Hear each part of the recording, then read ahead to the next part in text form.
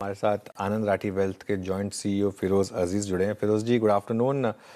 फिरोज जी, क्या मान के चलें कि बस मार्केट का बेरिश फेज खत्म हुआ और अब मार्केट में यहाँ से वन वे तेजी होगी, या अभी थोड़ा कहना टफ होगा? अनुज सर, नमस्कार, गुड आफ्टरनून।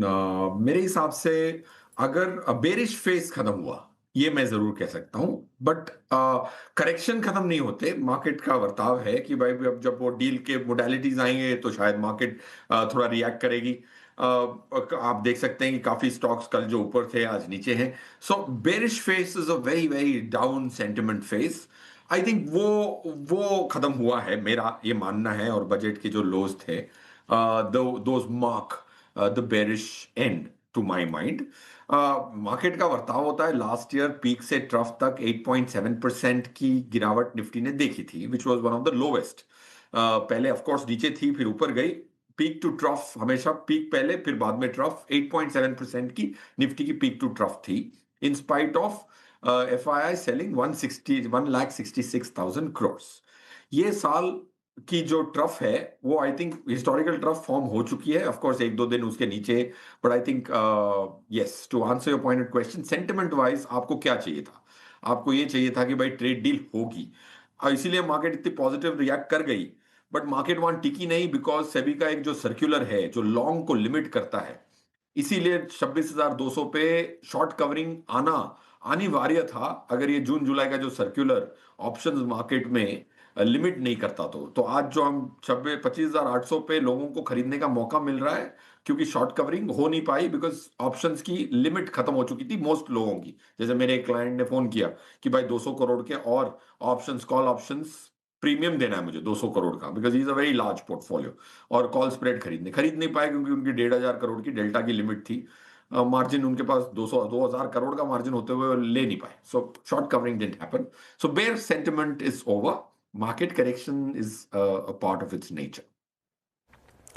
ओके, हाँ फिरोज जी, गुड आफ्टरनून। अच्छा, जो मैं अगला सवाल पूछने वाली हूँ आपसे, शायद आपको पता ही हो मैं क्या पूछने वाली हूँ, क्योंकि इस वक्त सबसे बर्निंग यही चल रहा है, आईटी एज ए स्पेस। ये पूरा इंडेक्स 7 से 8% टूटा आज के सत्र में। एआई ऑटोमेशन की खबरें, अब खबरें ये भी आ रही है कि पूरा कोर बिजनेस आईटी का जो है अब वो एआई खा जाएगा, तो बड़ी दिक्कत वाली बात। आप क्या मान के चल रहे हैं, कितना बड़ा खतरा ये आईटी कंपनीज के लिए, और अब करना क्या चाहिए? देखिए, ये बेसिकली ऑफ कोर्स काफी बार ऐसा होता है कि मार्केट पोस्ट फैक्टो स्टोरी ढूंढती है। सिल्वर ऊपर गया तो सिल्वर क्यों गया, फिर वो इंडस्ट्रियल डिमांड ढूंढते हैं लोग। बट इंडस्ट्रियल डिमांड तो पता ही थी। अगर इंडिया का सबसे लार्जेस्ट सिल्वर मैन्युफैक्चरर अपनी पोजीशंस को $38-40 पे हेज करके जा रहा है for this year. So point I am trying to make is, वो पोस्ट फैक्टो एक जस्टिफिकेशन होती है मूव के बाद। हुआ क्या है आईटी में, आईटी एक सेफ हेवन माना गया था 2-3 महीने तक। 2-3 महीने से देख रहे हैं कि आईटी के शेयरों में जो स्थिरता आई थी, वो बाकी मार्केट में नहीं थी। तो ऐसे समय पे अगर आप ब्लूमबर्ग से उनकी इंस्टीट्यूशनल होल्डिंग को आप निकालते हैं, तो वो ब्लूमबर्ग में एक सर्विस है जहां पे पूरी दुनिया के जो भी फैक्ट शीट्स में इंफोसिस लिखा होगा फॉर एग्जांपल, वो सब पुल आउट करता है। तो आप देखेंगे तो बहुत सारे शॉर्ट टर्म एफआईआईज ने इंफोसिस खरीदा था बिटवीन सितंबर एंड दिसंबर। अब उनकी जो फ्लाइट ऑफ कैपिटल की मूवमेंट शुरू हुई है, I think that is one of the core reasons. ये जो भी बाकी एआई की जो थ्रेट्स हैं, those have been lurking for long enough to not react so sharply. अच्छा फिरोज जी, एक और चीज़ जो कि बाजार में, मतलब ड्यूरिंग द बजट स्पीच सबसे बड़ा डेंट डाल के गई, वो था एसटीटी हाइक। ना, दो चीज़ें हैं। एक तो ब्रोकिंग बिजनेस, दूसरा इटसेल्फ जो आर्बिट्राज फंड्स होते हैं या फिर जो आपके हाइब्रिड फंड्स होते हैं, उनकी कॉस्ट में थोड़ा सा इम्पैक्ट पड़ेगा, डेफिनेटली पड़ेगा। आपने इस इशू को कैसे रीड किया, and finally the impact of this STT hike कहाँ कहाँ पर पड़ेगा और कैसे डील करना है, स्पेशली ब्रोकरेज कंपनियां? बीरू सर, ये एसटीटी का जो इशू है, एक तो एक सेक्टर को इशू है, दूसरा इसमें एक अनफेयरनेस ही है। That is left a very bad taste. Unfairness क्यों है? क्योंकि आपकी अगर एसटीटी 2 पैसे से 5 पैसे बढ़ा दी जा रही है, आज ही हमारी मार्केट एफिशिएंट नहीं है। This is a tall claim, हमारी मार्केट बिल्कुल एफिशिएंट नहीं है। इसका सबूत यह है कि आप निफ्टी की प्रीमियम देख लें, फरवरी से मार्च पूरे 50 स्टॉक में एक स्टॉक चल रहा है 13% के प्रीमियम पे पर एनम, दूसरा स्टॉक चल रहा है 2% पर एनम प्रीमियम पे। तो आर्बिट्राज वाला आइडियली आर्बिट्राज की पोजीशन को 13% में मूव क्यों नहीं कर लेता? उनसे आप सवाल पूछेंगे तो बोलेंगे जो भी पैसा मिलने वाला है वो आधा तो एसटीटी में चला जाएगा। तो जो इनएफिशिएंसी ऑफ द मार्केट और बढ़ जाएगी। It's a principle matter rather than an actual impact from a market commentary standpoint. क्योंकि अगर आपके पास 13% का फ्यूचर्स का प्रीमियम का एक स्टॉक है, आर्बिट्राज फंड वाला वो 2% वाले में बैठा है, उसको स्क्वायर ऑफ करके फ्यूचर्स में वो स्टॉक बेच सकता है और कैश मार्केट में डिलीवरी ले सकता है और 13% का लॉक इन कर सकता है। ये जो एक्स्ट्रा रिटर्न है ये क्यों चलता जाता है? क्योंकि उसमें ट्रांजैक्शन कॉस्ट इतनी है कि it takes away 70-80% of this. So it's an inefficient market with 2 पैसा एसटीटी। और फ्यूचर्स में एसटीटी लगता है नोशनल वैल्यू पे, ऑप्शन में एसटीटी लगता है प्रीमियम वैल्यू पे। तो ऑप्शन मार्केट में भले ही आपने बढ़ाया है बट उसमें इंपैक्ट नहीं होगी, specially out of the money options की। फ्यूचर्स में अगर एक बंदा एक फ्यूचर्स की कॉन्ट्रैक्ट खरीदता है तो एसटीटी पे करता है मार्जिन पे नहीं, क्योंकि उधर तो प्रीमियम का कॉन्सेप्ट ही नहीं है उस पे। So I think that is one. और सेकंड, ये जो नैरेटिव था कि हम स्पेक्यूलेटर को स्पेक्यूलेशन कम करने की कोशिश कर रहे हैं, वो एक जस्टिफिकेशन है। एक्चुअली आपको वो कम करने के लिए 1000 करोड़ आर्बिट्राज फंड एयूएम वाला क्यों पे करे? वो तो रिस्क ही नहीं ले रहा है। उसकी टोटल आज की एयूएम पे 800 करोड़ का इंपैक्ट होगा। That's the approximate computation. 800 crore arbitrage fund वाला पे कर रहा है जो स्पेक्यूलेट नहीं कर रहा है, क्योंकि स्पेक्यूलेटर को आपको कर्टेल करना है। तो उसको डायरेक्टली पिनलाइज करने के बहुत जरिए हैं, वो करिए। बिल्कुल।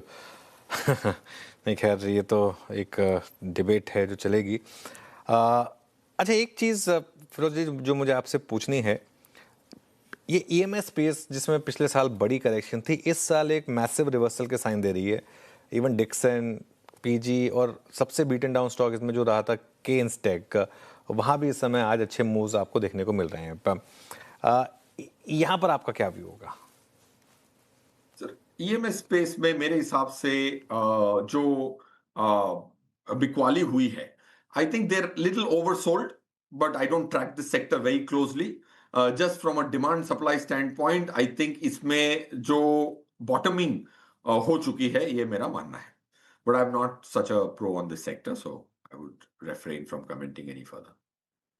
ओके, एक और चीज़ फिरोज, कैपेक्स का हाइक अच्छा था और इस बार एंड कैपिटल गुड्स स्पेस में उसका इम्पैक्ट विजिबल है। आपका टेक, आई मीन अमूमन हम कैपिटल गुड्स को थोड़ा सा ट्रेडिंग पॉइंट ऑफ व्यू से, इन्वेस्टमेंट पॉइंट ऑफ व्यू से ट्रैक करते हैं। You have multiple MNCs as well in this space. आपका टेक कैपिटल गुड्स स्पेस पर रिवॉर्ड कितना है और इस बार की अर्निंग्स के बाद आपका कन्विक्शन कैपिटल गुड्स पे कितना है इस बार? कैपिटल गुड्स पे मैं कहूंगा कि उसकी सिक्लिकलिटी के वो ट्रफ पे है, मतलब इन टर्म्स ऑफ रिवाइवल।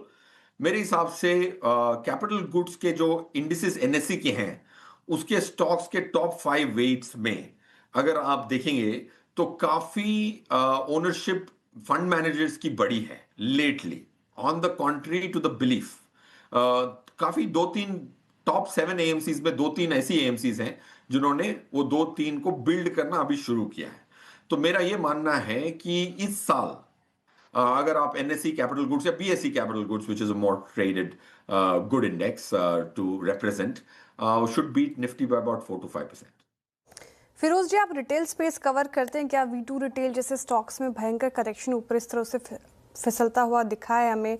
आज कुछ और काउंटर्स थोड़े ट्रेंड रिजल्ट से पहले चल रहा है, हालांकि इसमें भी काफ़ी पेशेंस टेस्ट किया है अपने निवेशकों का। इस स्पेस में आपकी राय क्या है?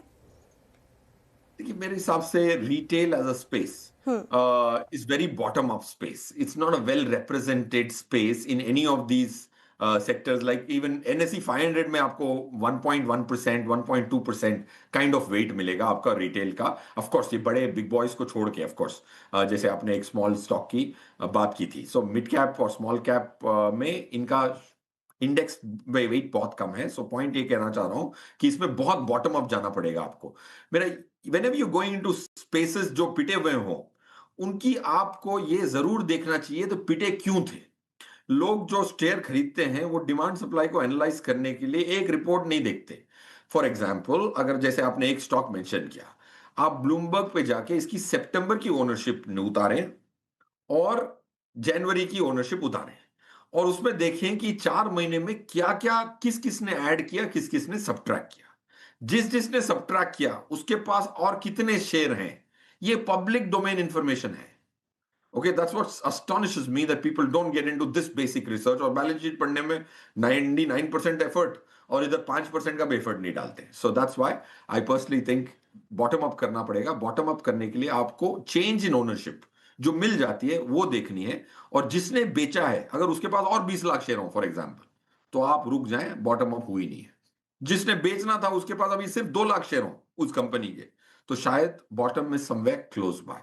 This has to be analyzed. Is the point being made? It's not very well represented in the small cap index and mid cap index, so it has to be bottom up. Okay Firoz, बहुत बहुत शुक्रिया। Post budget आपका पहला interaction था हमारे साथ, सारी बातें खुल के हुई सभी सेक्टर्स पे, स्पेस पे। बहुत बहुत शुक्रिया आपका इस कार्यक्रम में शामिल होने के लिए।